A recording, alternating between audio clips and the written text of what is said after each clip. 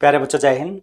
तो बेटा आज के इस वीडियो में हम बात करेंगे नेशनल डिफेंस एकेडमी यानी कि एनडीए के बारे में। इसे हिंदी में राष्ट्रीय रक्षा अकादमी भी बोलते हैं। और एनडीए भारत की एकमात्र ट्राई सर्विसेज एकेडमी है जहां पर आर्मी, नेवी और एयरफोर्स तीनों की ट्रेनिंग एक साथ होती है। तो बेटा जिन बच्चों का सपना है कि वो इंडियन आर्म्ड फोर्सेस को ज्वाइन करके देश की सेवा करें, तो उनके लिए एनडीए सबसे बेस्ट ऑप्शन है।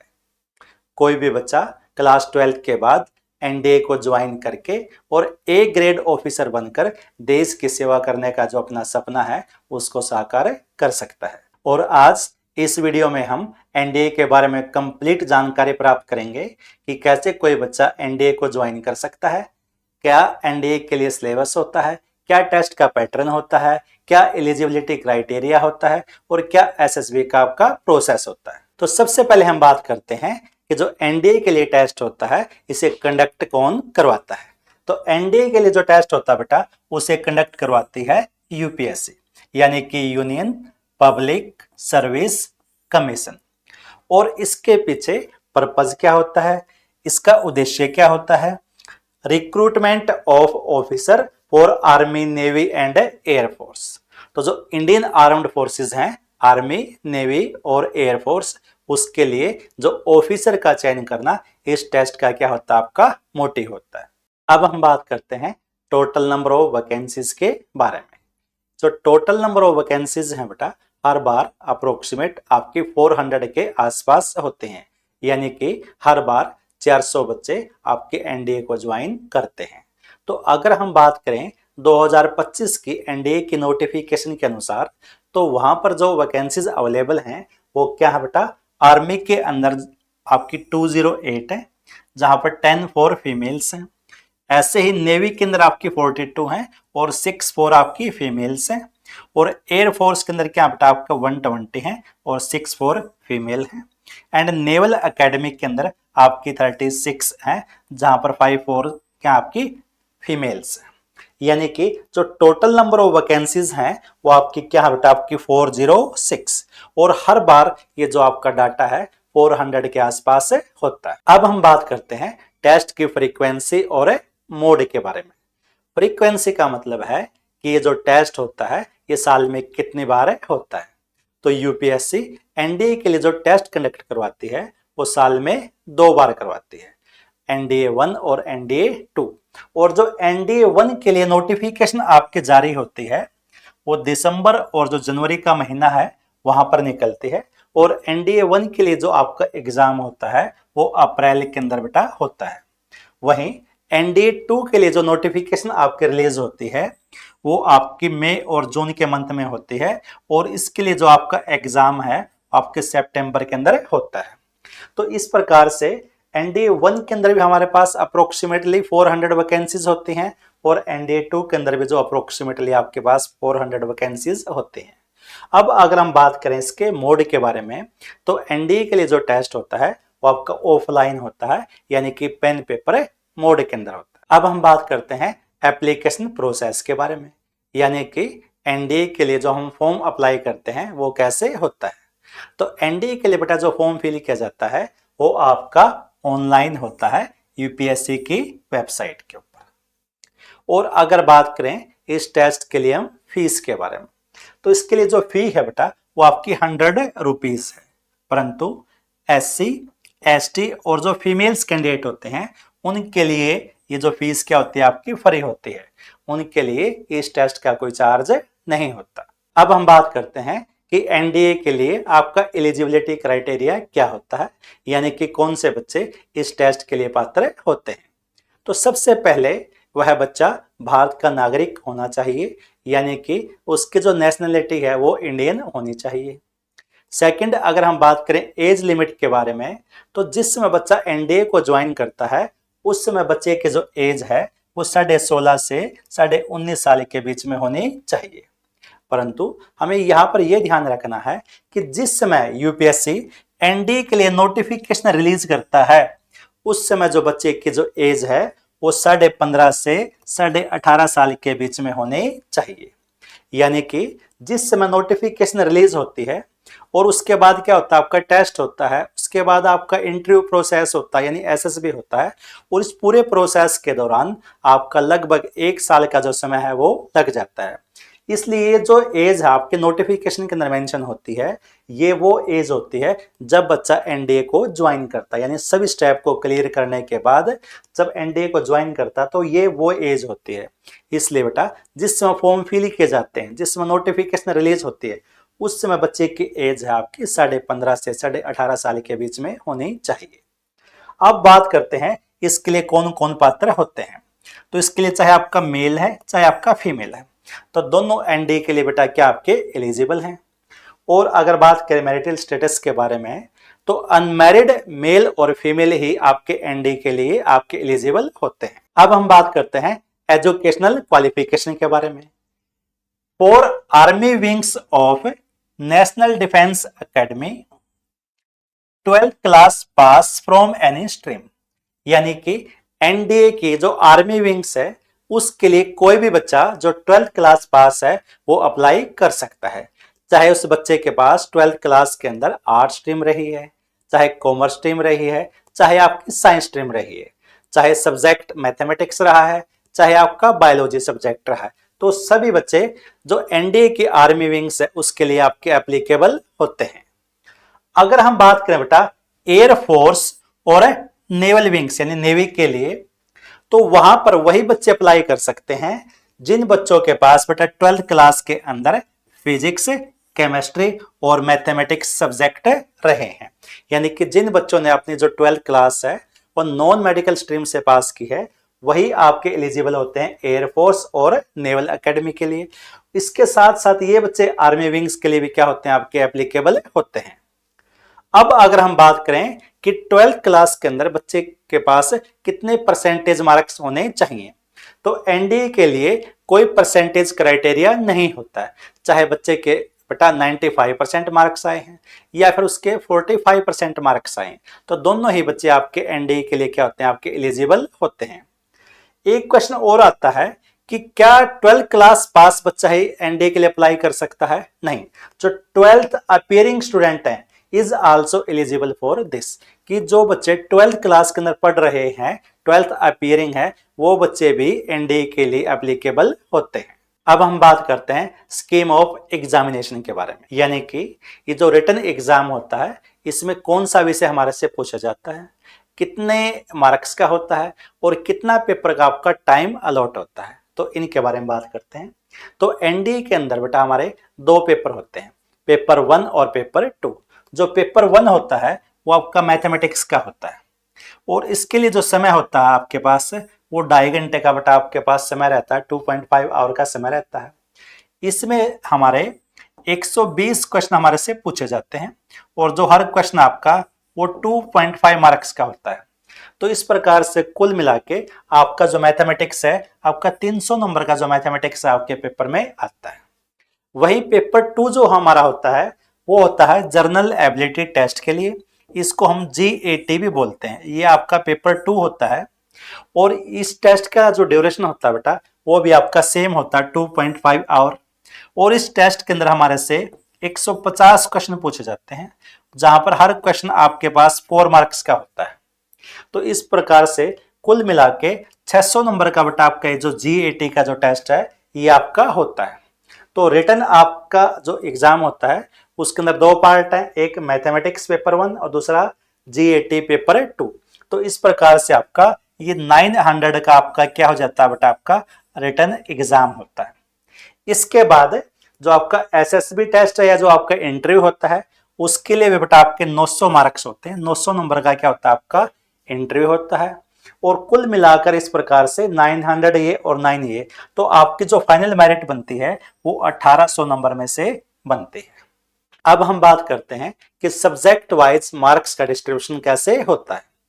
जैसे कि हमें पता है एनडीए रिटन एग्जाम के अंदर हमारे 2 पेपर होते हैं बेटा, पेपर 1 और पेपर 2।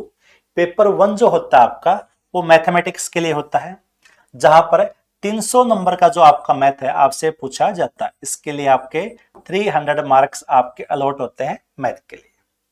वही जो आपका पेपर 2 होता है, पेपर 2 के अंदर जिसको हम जीएटी या जर्नल एबिलिटी टेस्ट बोलते हैं, ये आपका बेटा 600 नंबर का आपसे पूछा जाता है, 600 मार्क्स का होता है। अगर बात करें जो 600 मार्क्स हैं, जो 600 नंबर आपके कैसे डिवाइड होते हैं, तो इस 600 मार्क्स में से आपसे जो इंग्लिश है बेटा वो पूछी जाती है आपसे 200 नंबर के। अब जो फिजिक्स है आपकी, फिजिक्स अप्रोक्सीमेटली आपसे 100 मार्क्स की पूछी जाती है। केमिस्ट्री अप्रोक्सीमेटली 60 मार्क्स की होती है। जर्नल साइंस ये लगभग आपकी 40 मार्क्स की होती है। जो हिस्ट्री, फ्रीडम मूवमेंट ये आपसे लगभग 80 मार्क्स के पूछे जाते हैं। वहीं ज्योग्राफी और जो आपके करंट इवेंट है ये आपकी 80 और 40। तो इस प्रकार से ये आपके जो 600 मार्क्स है इनका डिवीजन होता है पेपर 2 के अंदर। अब हम बात करते हैं passing scheme of written exam के बारे में, यानी कि पेपर 1 और पेपर 2 को क्वालिफाई करने का क्या क्राइटेरिया होता है। तो minimum 25% in each subject approximately, हमें दोनों सब्जेक्ट यानी कि मैथमेटिक्स और जीएटी को क्वालिफाई करने के लिए दोनों सब्जेक्ट के अंदर बेटा आपके मिनिमम 25% मार्क्स होने चाहिए। जैसे कि मैथमेटिक्स के अंदर बेटा आपके 75 मार्क्स होने चाहिए और जीएटी के अंदर आपके 150 मार्क्स होने चाहिए। ये आपकी सेक्शनल कट ऑफ होती है, परंतु ये फिक्स नहीं होती हर बार 25%, ये आपकी वैरी करती रहती है। कई बार हो सकता है 20% का क्राइटेरिया हो, परंतु हर बार ये एक सेक्शनल कट ऑफ रहती है कि आपको दोनों एग्जाम को, मैथ और जो जीएटी है, दोनों को आपको क्वालिफाई करना पड़ेगा। कि हो सकता है किसी कोई बच्चा है आपका जर्नल एबिलिटी टेस्ट के अंदर अच्छा कर ले, परंतु मैथ के अंदर उसका स्कोर अगर कम रहता है, 25% से कम रह जाता है, तो वो बच्चा आपका क्वालिफाई नहीं माना जाएगा। तो कहने का मतलब आपको दोनों जो टेस्ट के जो सेक्शनल कट ऑफ है आपको उसको क्रॉस करना पड़ेगा। और इसके अलावा अगर हम देखें, अगर दोनों को मैं ऐड कर देता हूं तो ये हो जाते हैं बेटा मेरे 225 मार्क्स।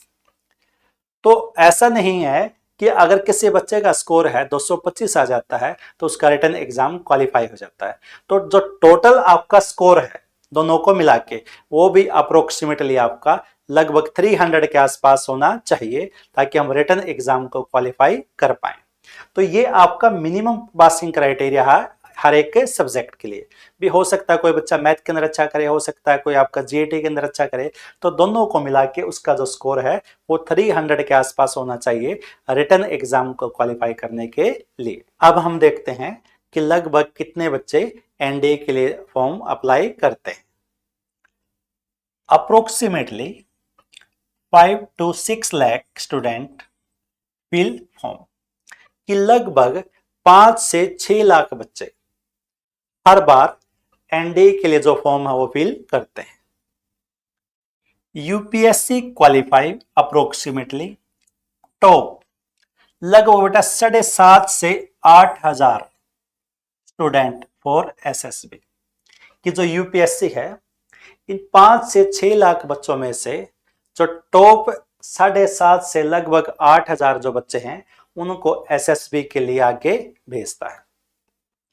अब जो एसएसबी आपका होता है, एसएसबी रिकमेंड अप्रोक्सीमेटली 600 स्टूडेंट और एसएसबी के बाद लगभग 600 बच्चे वो रिकमेंड किए जाते हैं आगे, और उन 600 में से अप्रोक्सीमेटली लगभग 400 बच्चे क्या करते हैं बेटा एनडीए को ज्वाइन करते हैं।